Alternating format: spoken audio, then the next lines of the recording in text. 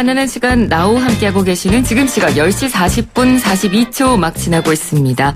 이번에는 국제뉴스 속에 등장하는 인물에 대해서 전격 해부해보는 코너죠. 뉴스를 움직이는 인물 후.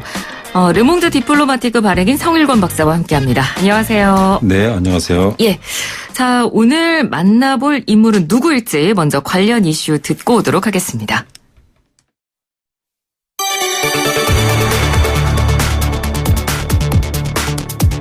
최근 미국 중앙은행인 연방준비제도가 기준금리를 2.25에서 2.5%로 동결했습니다. 연준은 지난해 12월 금리 인상 이후 줄곧 금리를 동결해왔죠. 미국의 금리를 결정하는 연방준비제도의 수장은 제롬 파월 의장입니다. 제롬 파월 의장은 지난해 2월 연준 의장직에 취임한 이후 3월, 6월, 9월, 12월 총 4차례에 걸쳐 금리를 인상해 트럼프 대통령과 대립각을 세워왔는데요. 이에 미국 언론에서는 트럼프 대통령이 파월 의장을 해임하려고 한다는 보도가 지속적으로 나오기도 했습니다.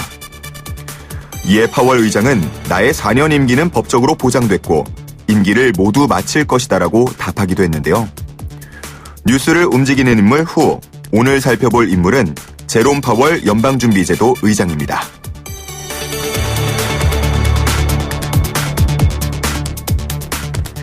네, 오늘 저희가 알아볼 인물 제롬 파월 연방준비제도 의장입니다.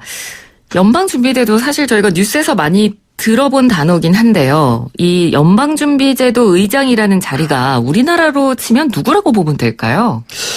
네, 연방준비제도가 미국의 중앙은행으로서 이 통화 정책을 관리하며 또 외국은행의 미국 내 활동을 관리 감독한다는 점에서 우리로 치면 의장이 한국은행장과 금융감독원장을 겸하고 있다고 생각하시면 될 것 같습니다. 네, 한국은행장 금융감독원장을 겸하고 있는 자리. 그리고 연방준비제도 의장을 두고 세계 경제대통령이라고 부르기도 하더라고요. 네, 연방준비제도 의장이 좌장으로 있는 연방공개시장위원회 FOMC라고 있어요. 네. 연방기금 금리를 결정하는데 그의 결정 한마디가 세계 금융시장을 쥐락펴락하는 거죠. 이 같은 막강한 파워 때문에 의장은 세계 경제 대통령으로까지 불리기도 합니다. 네, 그렇군요. 그러니까 이 연준 의장의 입장에 따라서 세계 경제 정책이 또 좌우될 수가 있기 때문에 세계 경제 대통령이라는 말을 쓰는 것 같기도 합니다. 그나저나 현재 지금 의장을 맡고 있는 제롬 파월 의장, 앞에서 저희가 이슈에서도 이야기를 들었습니다만 트럼프 대통령이랑 별로 사이가 좋은 것 같진 않아요. 그렇죠.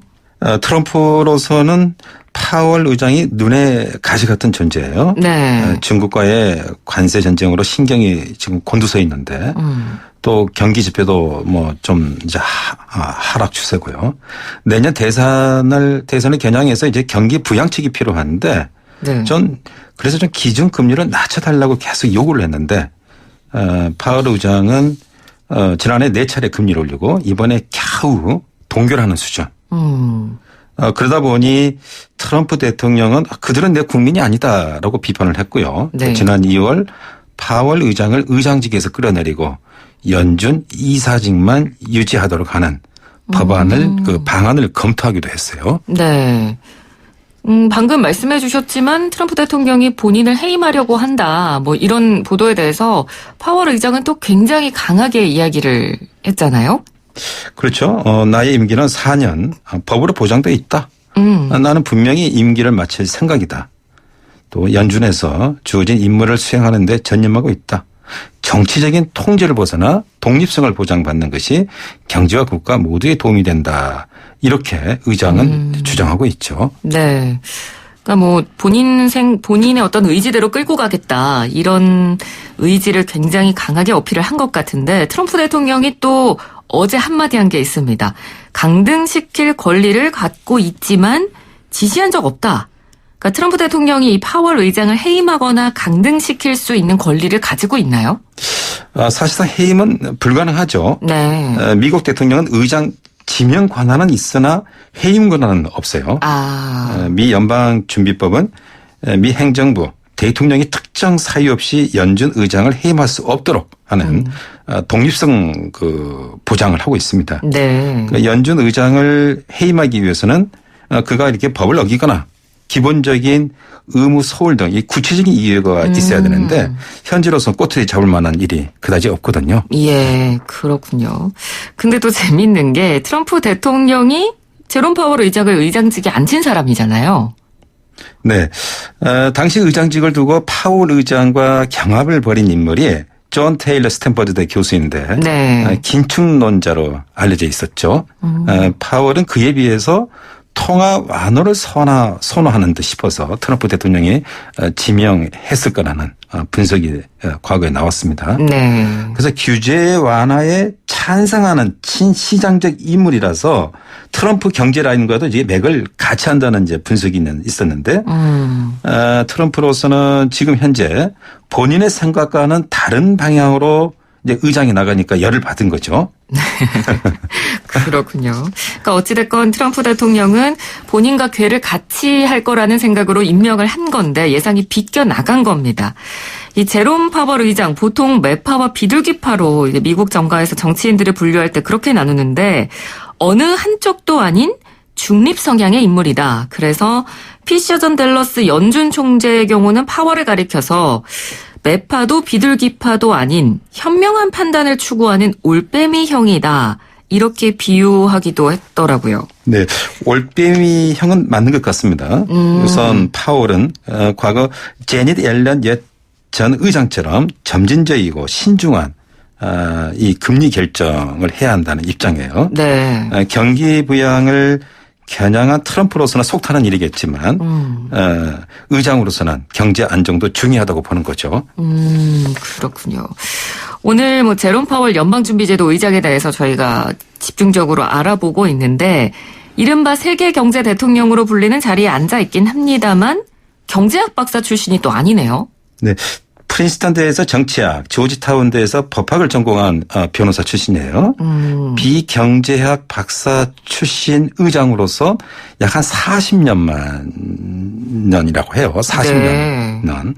네. 월가 투자은행에서 M&A를 다루었고 또 칼라일 그룹에서도 일을 했어요. 1990년대 조지 부시 행정부에서 재무부 관료로 일했고 네. 공화당 인물이면서도 2011년 오바마 행정부에서 연준 이사로 지명된 거죠. 그러니까 경제학을 공부한 적이 전혀 없는 사람이에요.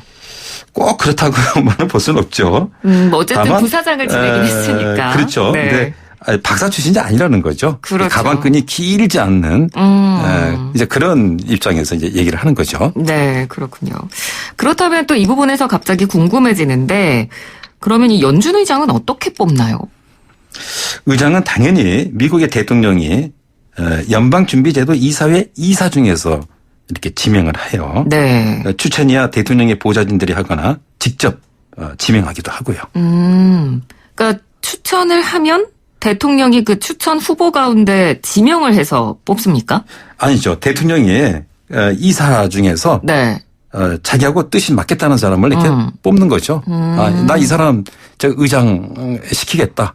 그러면 이제 상원에서 이제 뭐 우리 청문회처럼. 청문회를 거치는군요. 그렇죠. 거쳐서 이제 임명을 하게 되는 거죠. 네. 그럼 파월의 경우에는 인준안이 찬성 반대가 어느 정도 비율이었나요? 뭐 전체적으로 네. 찬성하는 분위기였어요. 다만 그 전에 파월 전임으로 최초의 여성 의장 제닛 앨런이 네. 민주당에서 이제 지명을 한 사람이거든요. 네네. 제닛 앨런이 네. 40년 만에 처음으로 4년 단기 임기만 채운 경우죠.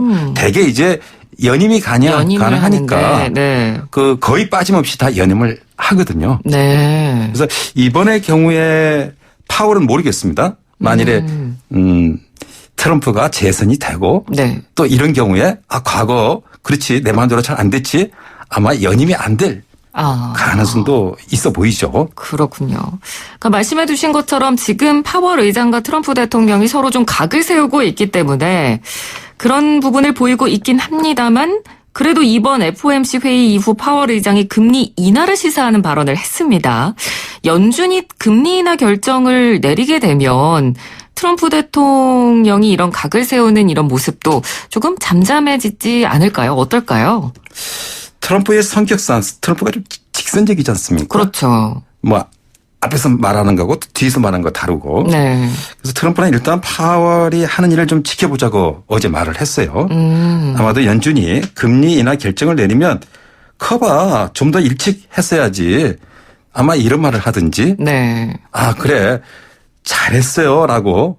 왜냐하면 또 다음에 경기 부양책을 하든지 또 경기가 너무 과열되면 또 호흡 조절을 해야 하지 않습니까? 그렇죠.